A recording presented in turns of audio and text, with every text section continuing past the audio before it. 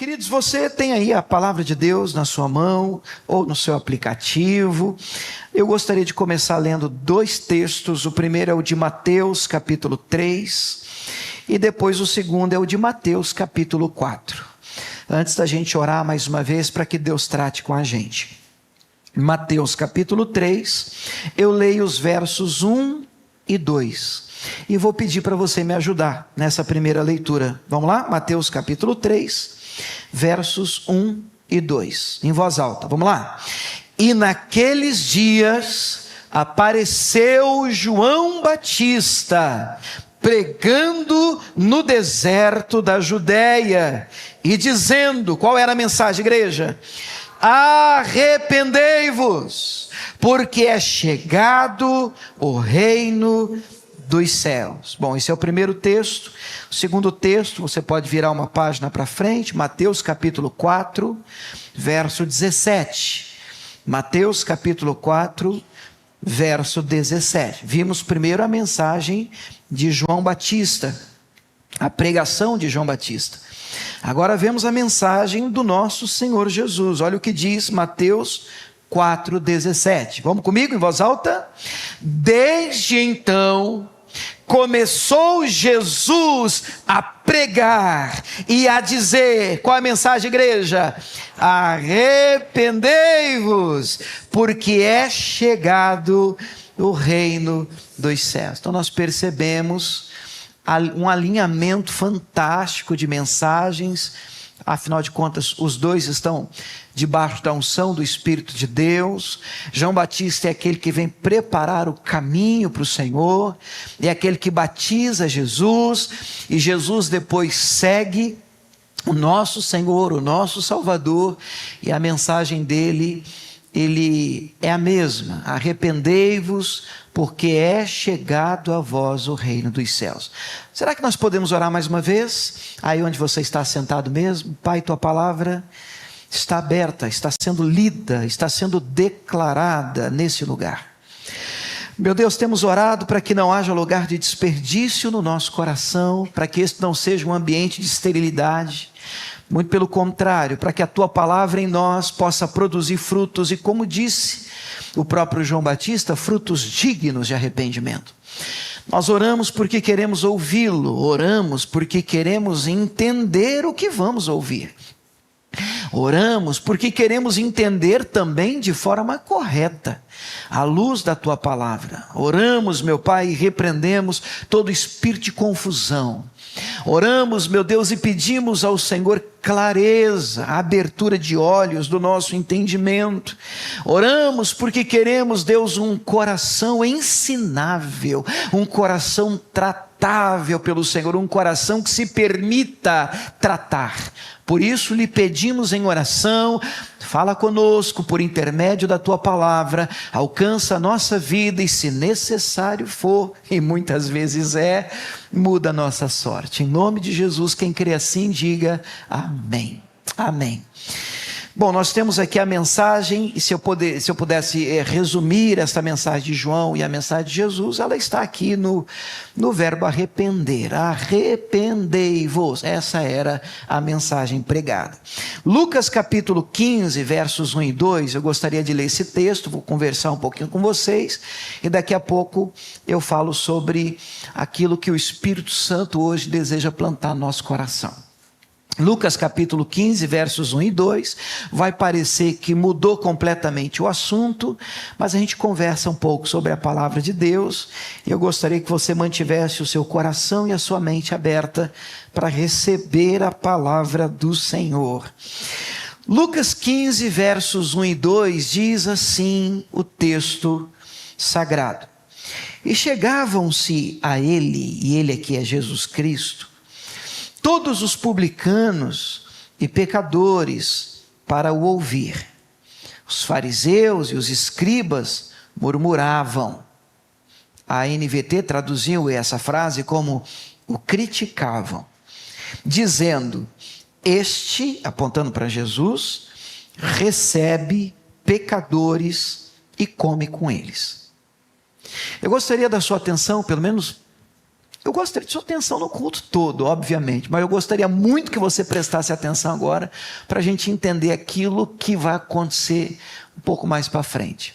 Lucas 15 é o capítulo que eu chamo carinhosamente de o capítulo dos achados e perdidos, ou perdidos e achados.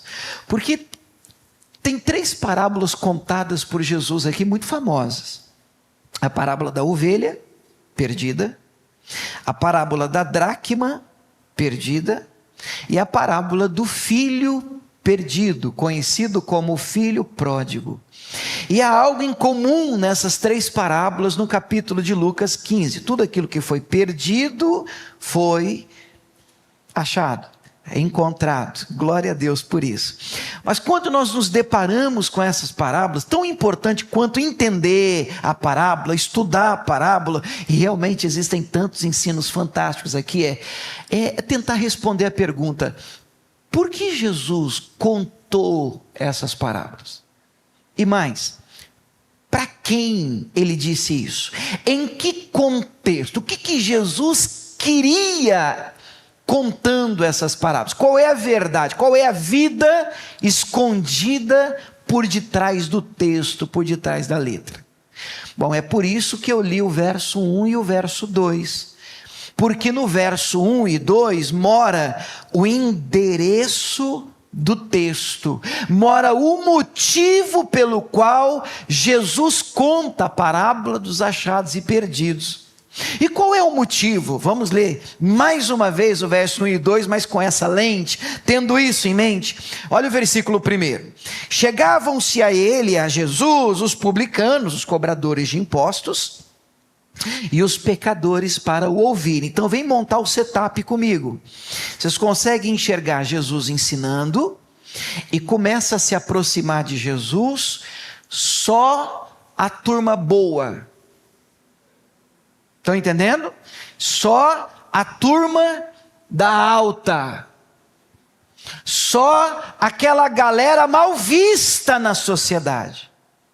Pecadores, cobradores de impostos, gente assim de um naipe complicado. E esse pessoal vai se chegando voluntariamente, sem forçação de barra. Esse pessoal começa a se aproximar porque eles de fato queriam ouvir a mensagem de Jesus. Olha que coisa linda, mas eram pecadores, eram sujos, tinham seus problemas, os seus desvios. E então no verso 2, a reação dos religiosos de plantão. Vamos ver o verso 2 mais uma vez? Como é que eles reagem? Os fariseus, os escribas da lei, os religiosos de plantão, eles começam a murmurar, eles começam a maldizer, eles começam a criticar. A NVT traduz como começam a criticar Jesus, falando entre os dentes: ai, você está vendo a turma que está aí? Misericórdia, credo, está amarrado. E eu não sei se você lê o texto assim, eu consigo ouvir o tom de voz da crítica, da murmuração. E o texto diz assim: fariseus e escribas murmuravam, dizendo: esse aí, apontando para Jesus, esse aí recebe pecado.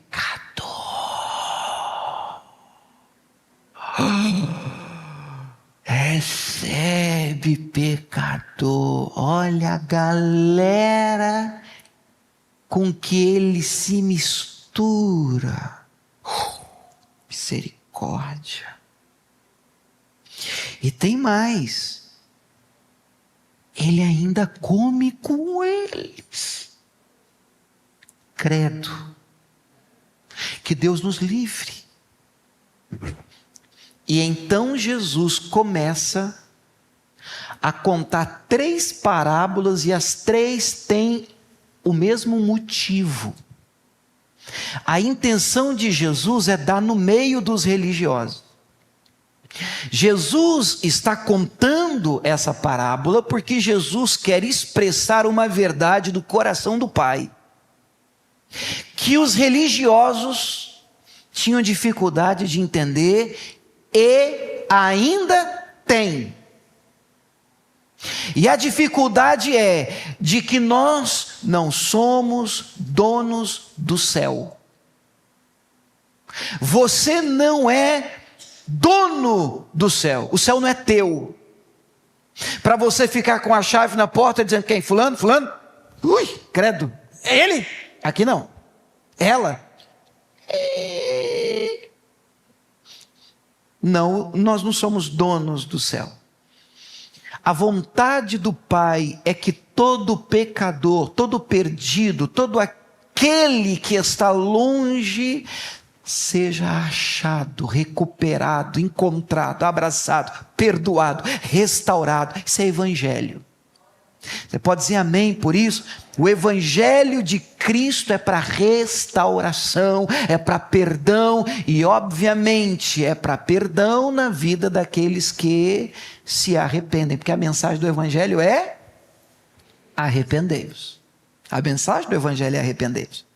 Mas aonde há lugar de arrependimento, a porta da graça de Deus é escancarada. Seja você que está aqui, você que está em casa, o maior pecador de Ribeirão Preto e região. A porta da graça de Deus está aberta para todo pecador que se assenta aos pés de Jesus em arrependimento. Mas Jesus tem um problema com os religiosos de plantão.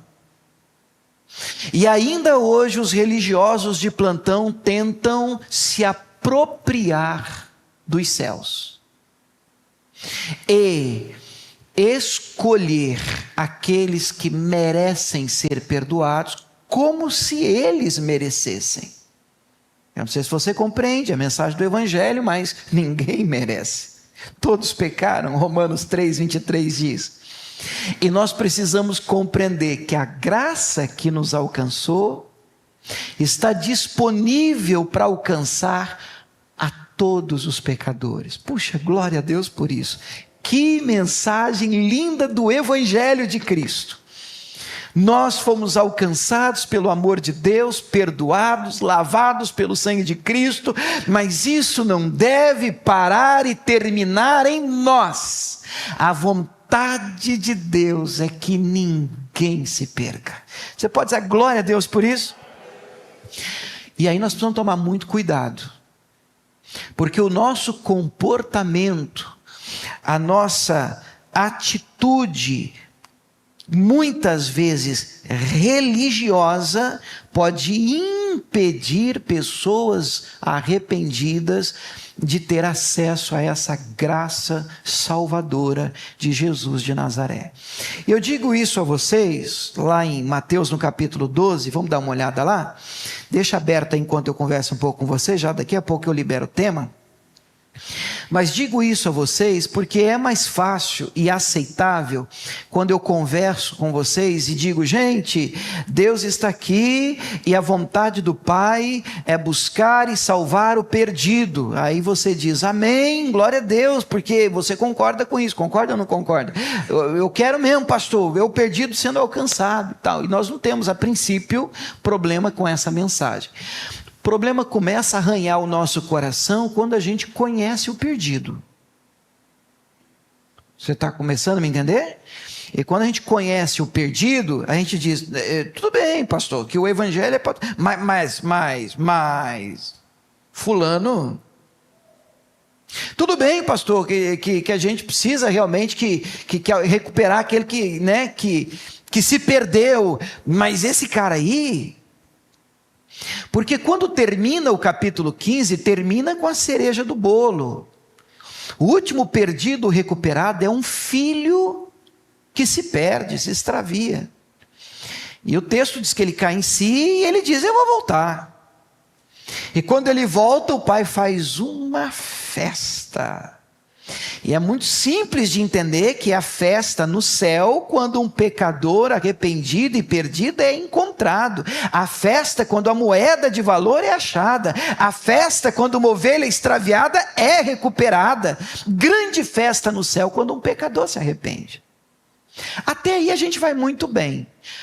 Mas quando Jesus conta o comportamento do filho que fica, a gente começa a entender por que Jesus está dizendo isso para os fariseus e religiosos. Aí Jesus conta e termina a parábola com a cereja do bolo dizendo: porém o filho que ficou, ele está voltando de casa. Eu acho que todo mundo conhece o texto, a história. Não preciso ler. Vocês conseguem enxergar o filho com a enxada nas costas, dia difícil, trabalhou o dia todo, está voltando para casa do serviço, ele está se aproximando de casa, ele começa a ouvir a música, tut, tut, tut, tut, tut, tut. O que é isso aí? Aí um servo, um trabalhador diz assim: rapaz, teu irmão voltou para casa. Disse: o quê? E o meu pai pôs ele para correr, né? Teu pai? Teu pai está fazendo um churrascão, rapaz, teu irmão. Eu não entendo. Não entendo essa igreja. Eu não entendo esse pessoal. Eu não entendo esse Cristo. Como é que ele anda com essa turma? Por que ele gasta tempo com essa gentinha? Ele não sabe que esse pessoal é pecador. Depois de tudo que o meu irmão fez, o Senhor vai aceitar esse cara de volta. Então você vê um filho fiel, mergulhado na religião, e dizendo para o pai: pai, eu sempre fiz tudo certo. E fez. Eu sempre vivi direitinho, e vivia. Mas porque ele vivia certinho e na presença do papai, ele se achava melhor do que o perdido que foi achado. E ele teve muita dificuldade de celebrar a restauração. E o nosso coração precisa ser vigiado nisso. Porque se temos dificuldade em festejar o arrependimento do pecador, ainda que tenha sido o pecador que pecou contra você, porque é mais fácil a gente festejar o pecador que se arrepende, é aquele pecador. É verdade, pastor, vamos festejar o pecador de longe, mas o pecador de perto, o pecador que pecou contra mim, o pecador que o pecado dele foi me ferir, esse cara vai voltar, depois do que ele me fez. Papai não vai nem dar uma surra nele, mas não vai nem dar uma tostadinha no inferno assim, só para. Papai faz uma festa, aí a nossa mente buga, e nós não entendemos o coração de papai. E o clamor nessa manhã é para que Deus nos dê um coração como o coração de papai. E você seja capaz de fazer uma festa quando o pecador se arrepende. Ainda que esse pecador tenha sido um pecador que pecou contra você. E aqui mora o nosso desafio de hoje. Amém ou não amém? Aqui mora o nosso desafio de hoje. Mateus capítulo 12, verso 38 diz assim. Mateus 12, 38. Então alguns dos escribas e dos fariseus, tinha que ser a turminha do amendoim de novo, né? Os religiosos de plantão, tomaram a palavra dizendo: mestre, eu não sei vocês, mas eu leio isso aqui, eu estou vendo a cara deles. Mestre, nós quiséramos ver da tua parte algum sinal. A gente queria que o Senhor mostrasse para a gente o sinal, para a gente acreditar no Senhor. Mas ele lhes respondeu, dizendo: uma geração má e adúltera me pede um sinal.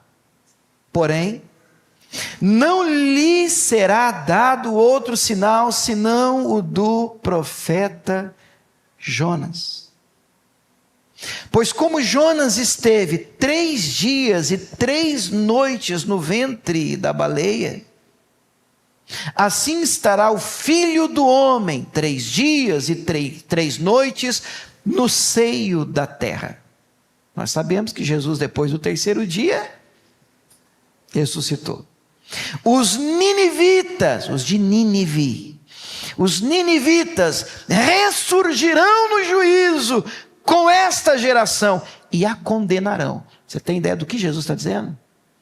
Jesus está dizendo que os de Nínive são melhores do que vocês, religiosos. Mas eles eram melhores? Eles eram muito piores. Mas o que faz deles melhores? Eles se arrependeram. E a mensagem do Evangelho é: arrependei-vos. E quando há arrependimento, o reino dos céus nos é chegado. Oh, glória a Deus por isso. Aí Jesus está dizendo para aqueles religiosos, tudo certinho, tudo certinho. Está dizendo, vocês vão ser julgados pelos ninivitas. E eles vão condenar vocês. Rapaz, você tem ideia da bomba que é isso no colo de um religioso? O quê? De Nínive? Condenar a gente? Aí nós precisamos entender esse dito sinal de Jonas, a história de Jonas. Então hoje eu quero falar com vocês sobre o sinal de Jonas. Pega aí a sua palavra de Deus, abra aí no livro de Jonas, e nós vamos tirar uma fotocópia, onde o pessoal riu de mim, foi ontem, não, acho que foi na sexta, eu falei, vamos tirar um retrato denuncia a idade da gente, né? Vamos tirar um retrato, o pessoal começou, retrato, não tem mais esse negócio não. Jonas capítulo 1, Jonas é um livrinho de 4 capítulos, numa sentada você lê Jonas. E nós vamos tirar uma foto, uma radiografia, um raio-x do livro de Jonas nessa manhã, sem perder de vista a mensagem de Jesus. A mensagem de Jesus é sobre arrependimento. A mensagem de Jesus é sobre um pai que ama almas, que deseja salvar e recuperar o perdido. A mensagem de Jesus é abraçar, varrer e reencontrar a moeda de valor, ir atrás da ovelha extraviada, é fazer festa quando um filho cai em si e diz: ei, meu lugar é na presença do Pai. Essa é a mensagem de Jesus. Mensagem que religiosos têm dificuldade de compreender, e nós vamos perceber através da história de Jonas por quê. Por quê? Jonas capítulo 1, vamos lá, como é que começa o livro? Eu vou ler um pouco, pulo um pouco, a gente vai tirar aqui um resumo do livro de Jonas e vocês vão me ajudar. Jonas capítulo 1, verso 1 também. Eu estou na Almeida Revista e Corrigida, só para a gente lembrar de quem foi Jonas e de como é que começa o livro. O texto diz assim: e veio a palavra do Senhor a Jonas, filho de Amitai. Bom, nós sabemos que Jonas era um profeta, amém, igreja? Jonas era um profeta, Jonas era um homem de Deus, Jonas era um homem de Deus. Por que isso é importante? Porque o texto trata de um personagem, ou com o personagem, a maior lição do texto gira em torno de um personagem de Deus. E quantos aqui nessa manhã são de Deus? Você pode dizer amém? Eu também, glória a Deus. Então eu tenho que ler este livro, ouvir esta mensagem, olhando para mim, pensando assim: Senhor, será que tem um Jonas dentro de mim? Amém? É assim que eu quero que você me escute agora. E eu vou me antecipar a vocês com atrevimento e ousadia e vou dizer: todos nós temos um pouquinho de Jonas dentro da gente. Que nós vamos levar ele para a cruz hoje. Mas eu vou te contar algumas coisas aqui, e se o seu coração começar assim a manifestar, está amarrado, Jonas. Te repreendo, Jonas, sai dele, Jonas. Que o Jonas morreu, mas o espírito de Jonas continua no seio da igreja, abraçando as pessoas em nome da religiosidade. Amém? Que é a dificuldade de fazer festa quando o pecador se arrepende. Então veio a palavra do Senhor a Jonas, filho de Amitai, dizendo: levanta-te, vai à grande cidade de Nínive, clama contra ela, porque a sua malícia subiu até mim. Recado simples, não é fácil, é verdade, porque o recado era um recado de juízo. Como profeta, o Jonas deveria levar uma palavra de juízo a Nínive. Nínive era a capital da Síria, era a potência da época, e eram bárbaros. Eles tinham já feito atrocidades contra o povo de Deus. Alguns historiadores dizem que era uma turma que não se contentava só de matar o inimigo, não. Era com requintes de crueldade, a ponto de esmagar a cabeça de criança. Eu não vou nem citar, mas requintes de crueldade. Os de Nínive usavam contra os de Israel. Jonas é um profeta. Jonas é um homem de Deus. Jonas recebe uma missão. E essa missão não é diferente da nossa. Cristo disse: ide por todo o mundo. Completem. Pregai o evangelho àqueles que você gosta. Pregai o evangelho àqueles que você acha que merece. Pregai o evangelho a toda criatura. Toda é muita gente, não é? Inclui uma turma ruim aí que já pisou no tomate com você? Fala sim, claro que inclui, querido. Eu sei que é ruim de engolir, mas claro que inclui. Inclui os de Nínive aí, porque todo mundo tem. Eu estou pregando aqui agora, já deve ter vindo a foto na sua cabeça de um de Nínive aí. E gente que já errou com a gente. Que gente que quando você dobra o seu joelho, vem na sua cabeça e diz: Senhor, pula esse. Pula esse que eu vou continuar a minha oração pelos outros. Esse é o seu pulo. Mas a palavra e a ordem, a missão era: vamos lá, Jonas, vamos lá, Nínive, vai lá levar a palavra de juízo. E Jonas se levantou. Opa, então Jonas vai, pastor.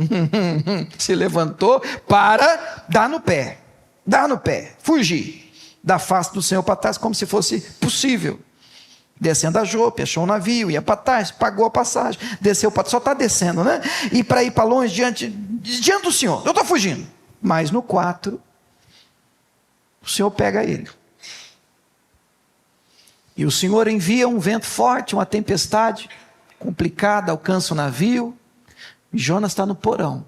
Vem comigo, vamos pensar no Jonas. Jonas está lá no porão.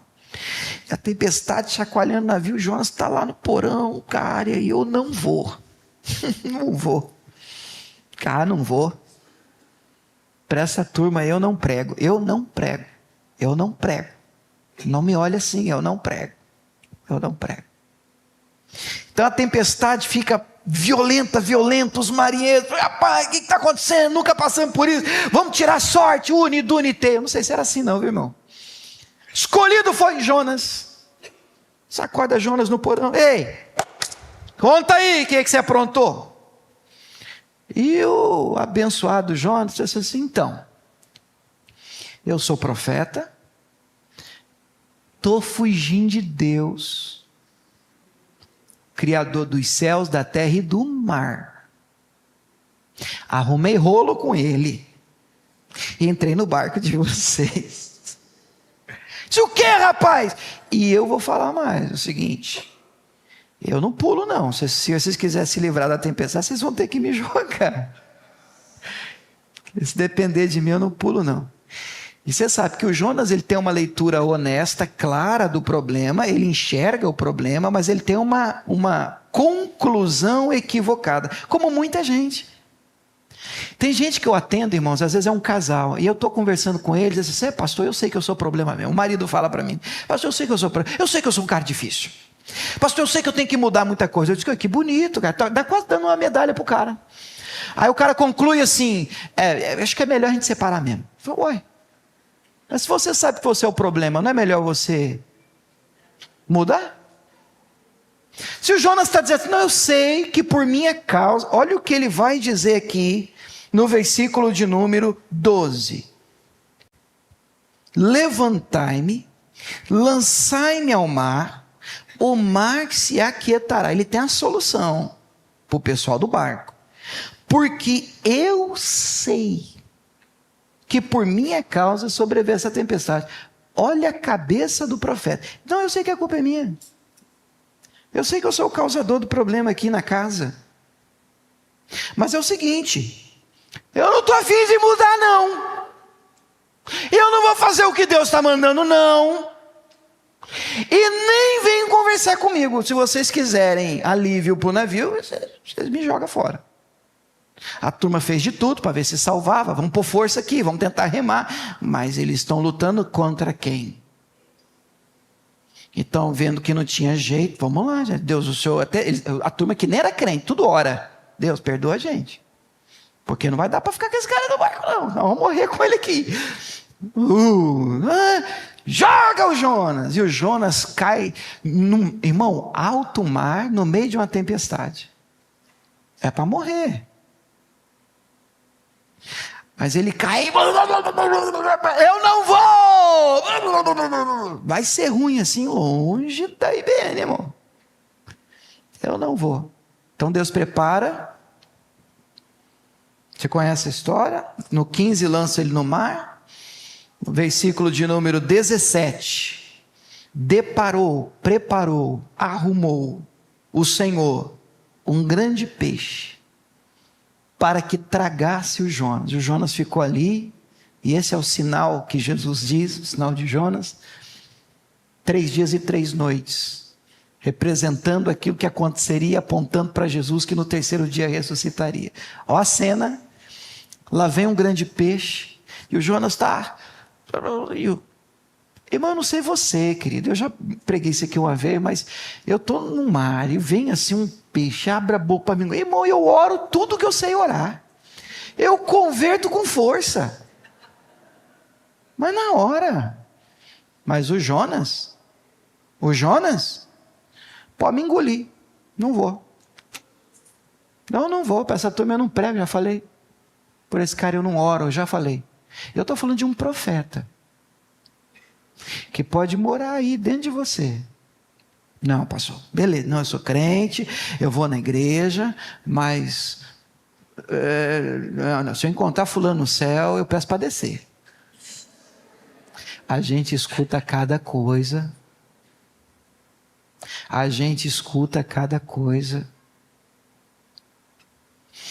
Coisas que assustam a gente como pastor, que diz, meu Deus do céu, você conheceu Jesus?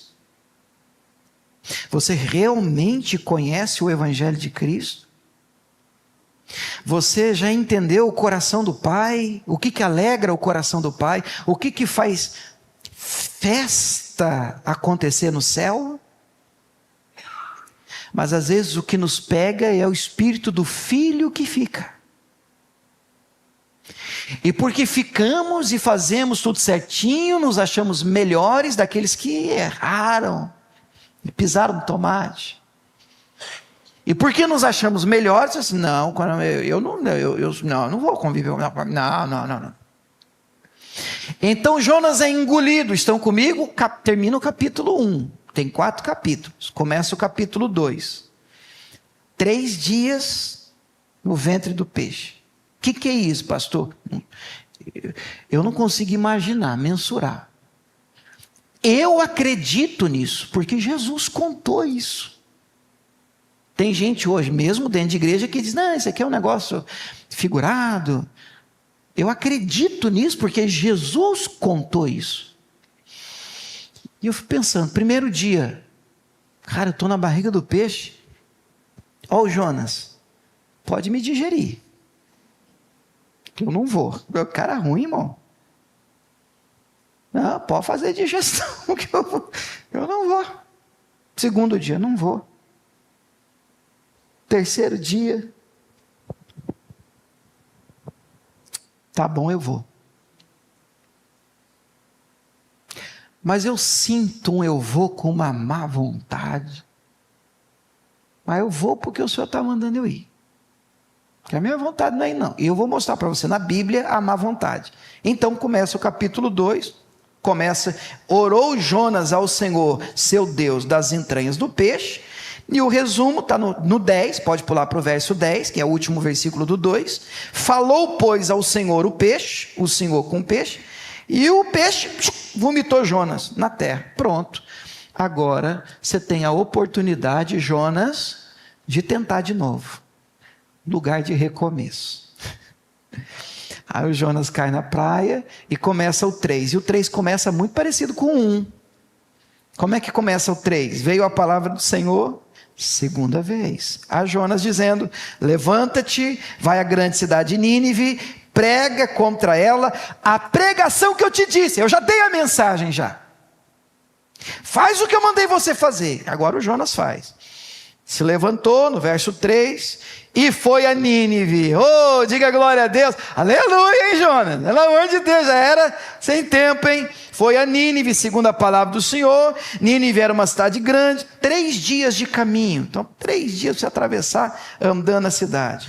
Para aquela época, um cidadão. Versículo de número 4, começou Jonas a entrar pela cidade, caminho de um dia, e pregava e dizia: ainda 40 dias, povo de Nínive, Nínive será subvertida. Você consegue ouvir? Um veneno escorrendo do canto da boca do profeta. Deus vai destruir vocês. Só que olha o problema, se é que dá para chamar de problema. O 5. Os homens de Nínive creram em Deus. Caramba. Glória a Deus, para nós estamos longe. Porque quando alguém que te machucou e fez muito mal com você se converte, é desafiador olhar para ele e dizer assim: tá bom, mas assim, não vai ter nem uma surra. Papai não vai mandar nem um castiguinho, um raio na cabeça, porque tem que pagar pelo que me fez, pastor. Não vai pagar não? Não, mas ele riscou o escrito de dívida que havia contra nós. Se nós não precisamos pagar nossos pecados contra Deus, por que nós abraçamos esse tipo de sentimento e comportamento? A resposta é porque nós somos humanos, e dentro de cada um de nós, se a gente for muito honesto, mora um Jonas, que precisa ser levado à cruz todos os dias. Então lá vem o Jonas. Para mim o Jonas é o pastor assim, que prega mais, o pregador mais sem vontade e de maior sucesso na Bíblia. E olha para mim, sabe a grande lição que eu como pastor tiro daqui é que não sou eu que faço, é o Espírito Santo mesmo. É o Espírito Santo mesmo. Porque olha a mensagem do Jonas: 40 dias, 40, conta aí, vocês vão morrer. Deus vai matar você, e um sorrisinho no canto. Eu só quero ver juízo de Deus. Vai ser lindo. Jonas. Aí o povo crê. O texto diz no verso 5 que eles creram em Deus, proclamaram um jejum, vestiram-se de pano de saco, desde o maior até o menor. Qual é a mensagem mesmo? Principal? Arrependei-vos. Arrependei-vos. Crede em Deus, crede no Evangelho. Essa é a mensagem da Bíblia. Ele já morreu por essa mensagem, trazendo essa mensagem. No verso 6 diz: essa palavra chegou ao rei de Nínive. Ele levantou do trono, tirou as vestes reais, cobriu de pano de saco, assentou sobre cinza, sinal de arrependimento, de humilhação. Fez uma proclamação, pôs até os animais para jejuar. No verso 8, dizendo no verso 9: quem sabe se Deus vai se voltar para nós, se arrependerá, se apartará o seu furor da sua ira, de sorte que não pereçamos. E aí vem o 10, vamos ler o 10 juntos? E Deus viu as obras deles, como se converteram do seu mau caminho, e Deus se arrependeu do mal que tinha dito que lhes faria, e não fez. Termina o capítulo 3. Agora nós vamos para o último capítulo. Então olha o clima da historinha. E Deus olha, está todo mundo: Deus perdoa, nós nos arrependemos. Deus olha do céu, aquilo sobe como cheiro suave, o Senhor, de um Deus que não tem prazer no perder, num Deus que celebra o recuperar. E Deus, tá bom, eu perdoo vocês. Não haverá mais juízo sobre vocês, porque vocês se arrependeram, perdão, a graça está encontrando vocês, a misericórdia. Começa o 4. Reação do nosso pastor, vamos ver? Começa o 4. Mas desgostou-se Jonas extremamente disso. Ficou todo ressentido. Ele desgostou do quê? De Deus não ter matado essa turma. Então eu vou fazer o Jonas, vou fazer rapidinho, porque não é legal ficar fazendo Jonas não, hein? Então, o Jonas está lá na entrada da cidade, está só olhando, imaginam lá, vai morrer, vai morrer, mas não vai matar? Não vai morrer? Não, eu não vou mais matar, não vou mais, eu vou recuperar. Eles se arrependeram. Pronto. Eu não acredito. O senhor vai deixar barato assim essa turma. Eu não acredito que esse pessoal não vai pagar. Não vai pagar. Aí Jonas abre a caixa de ferramenta do coração. A Bíblia diz que a boca fala, a gente cospe o que já existe dentro de nós. E aqui se revela o motivo do fujão, do porquê ele correu. Ele vai dizer, não é especulação. Olha o 2. E orou ao Senhor e disse, olha que oração interessante. Como é que ela começa? Nessa versão Almeida Revista Corrigida, ela começa assim, e um ponto de exclamação.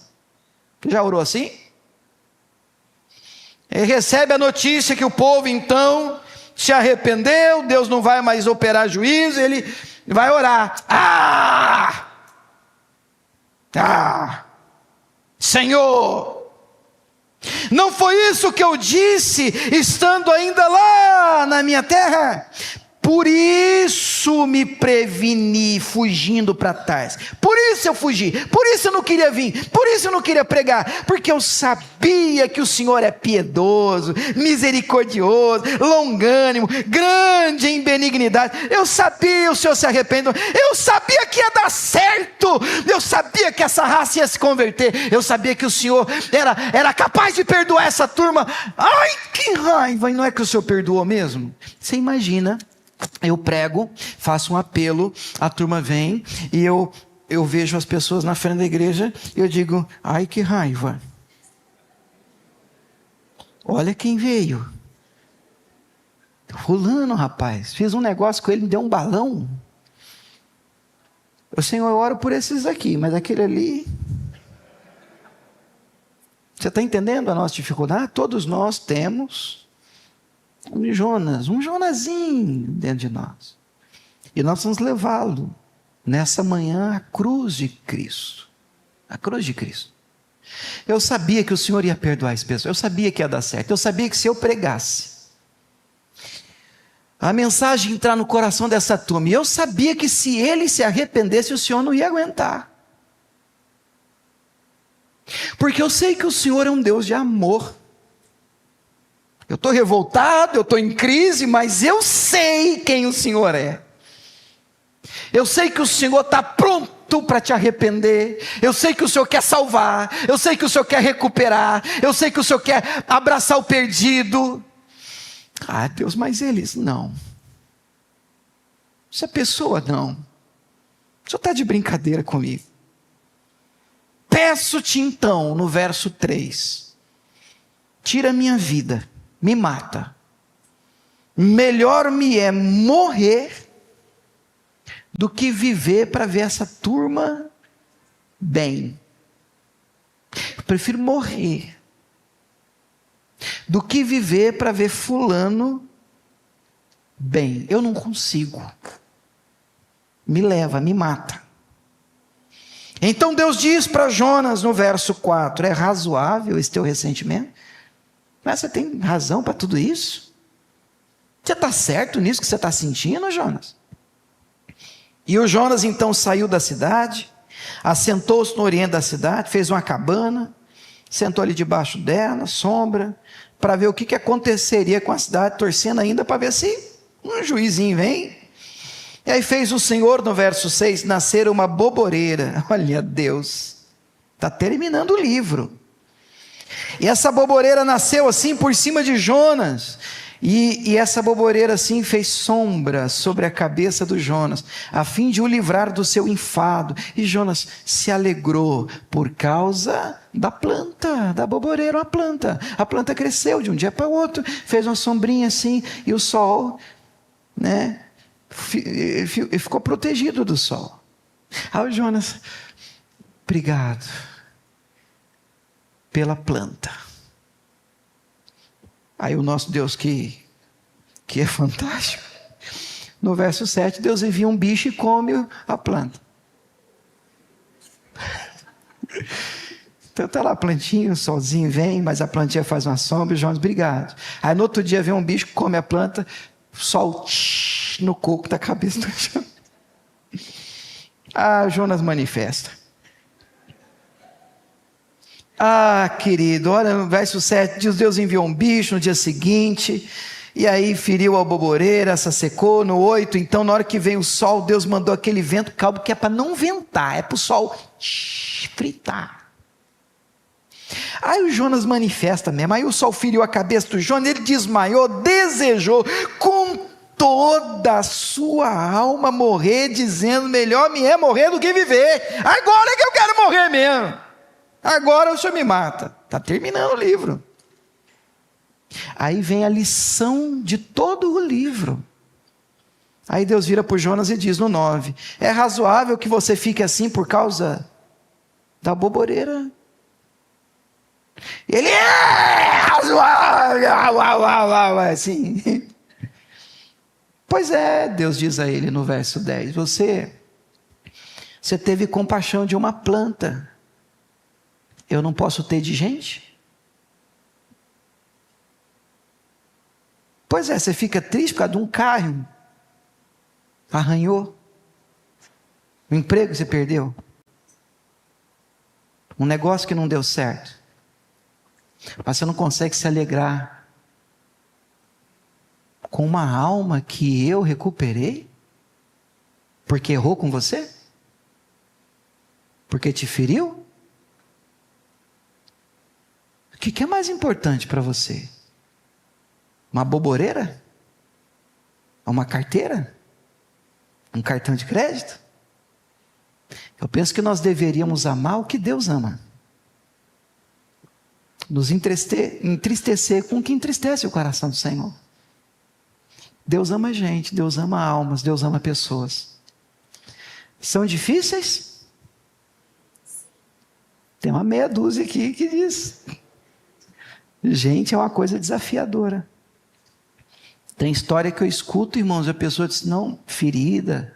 Eu disse: não, é que eu sou pastor. Mas a vontade às vezes que dá é dizer assim: vamos lá, você segura, eu bato. Porque tem toda a razão, tem toda a razão. Tem gente aí fora, misericórdia. E às vezes dentro, em nome de Deus, algumas coisas são feitas que o nosso coração sim quebra. A gente diz: como é que pode um comportamento desse? E se diz crente, algumas coisas assustam. Mas eu quero convidar vocês nessa manhã a abraçar o coração do Pai e dizer: Senhor, me ajuda, me ajuda, me ajuda, me ajuda a ter o coração que o Senhor tem. Me ajuda, Deus, a gostar do que o Senhor gosta. Me ajuda, Senhor, a fazer festa com o que o Senhor celebra. Me ajuda. Essa é a nossa oração, porque o livro de Jonas termina com uma pergunta: E eu termino a nossa mensagem com a mesma pergunta, a pergunta de Deus. Eu leio 10 e 11, e são os últimos 2 versículos. Disse o Senhor a Jonas: tiveste compaixão da boboreira, a qual não trabalhaste, nem a fizeste crescer, numa noite nasceu, na outra noite pereceu, e eu não hei de ter compaixão, eu não posso ter compaixão dessa grande cidade de Nínive, em que estão mais de 120 mil homens, que não sabem discernir entre a mão direita e a mão esquerda, e também muitos animais. Eu não posso ter essa compaixão. Pronto, acabou o livro de Jonas. Com essa pergunta que para mim nos alcança, ecoa para os nossos dias, e diz: William, eu não posso salvar fulano, eu não posso transformar fulana. A minha resposta a Deus é sim, sim, o Senhor pode. Sim, o Senhor deve. E na verdade, Deus, eu peço ajuda ao Senhor para que eu queira isso, para que eu deseje isso, para que realmente a minha vida pregue isso.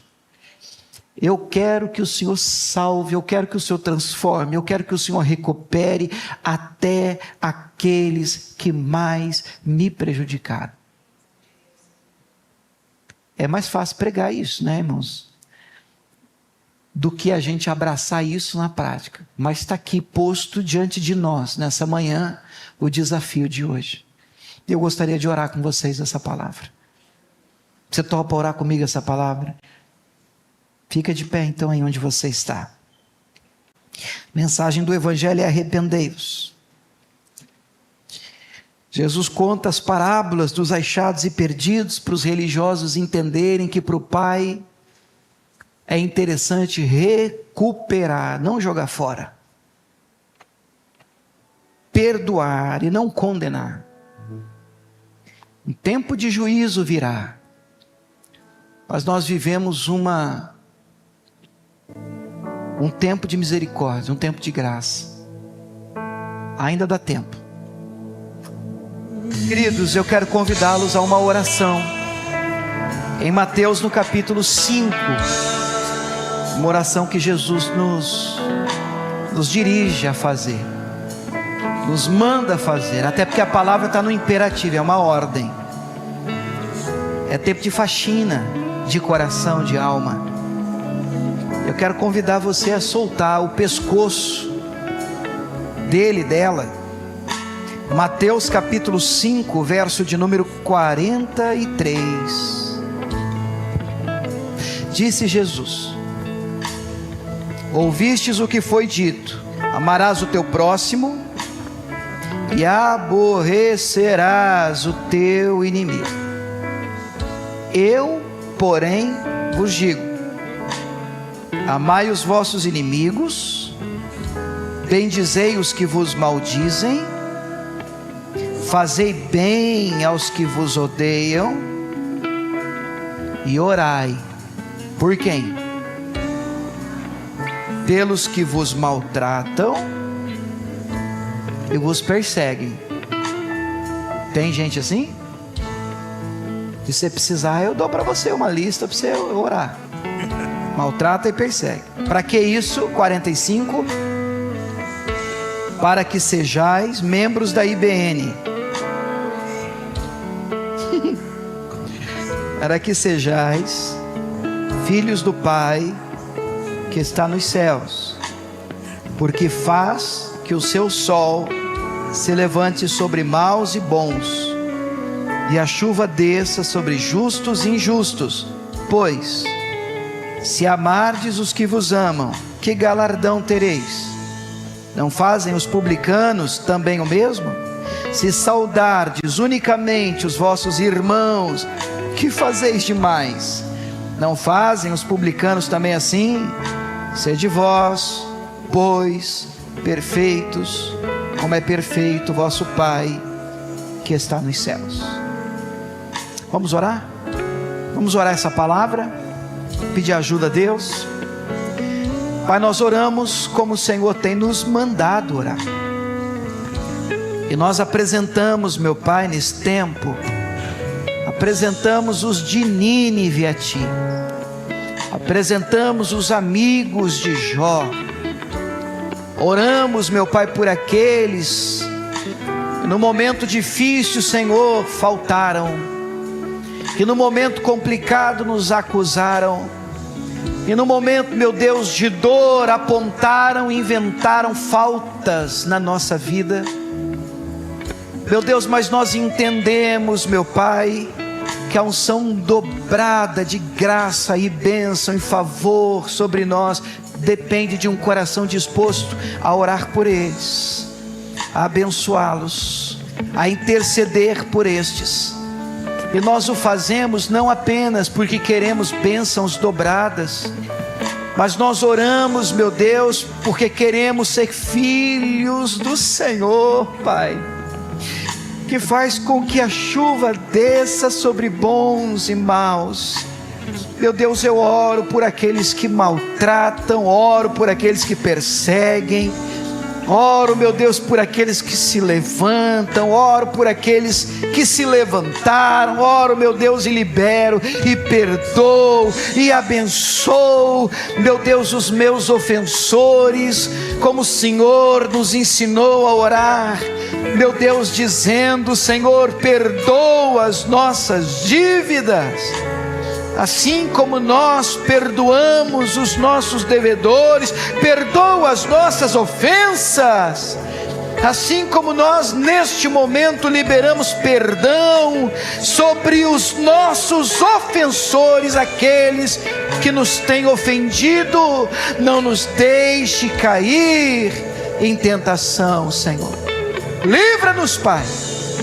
Nós lhe pedimos nesta manhã, ajude-nos a viver essa palavra tão desafiadora, pois nós levamos nesta hora o Jonas que mora dentro de cada um de nós, a cruz de Cristo, e nós o crucificamos porque entendemos o caráter de Deus. Queremos ter o coração do Pai, queremos nos alegrar com o que alegra o coração do Pai, queremos festejar a recuperação do perdido, queremos nos alegrar, meu Deus, em saber que aqueles, meu Pai, uma vez perdidos, longe de Deus, e desviados dos caminhos do Senhor, foram achados, foram recuperados, foram perdoados, foram reintegrados. Dá-nos um coração disposto a obedecer, a cumprir todo o teu querer.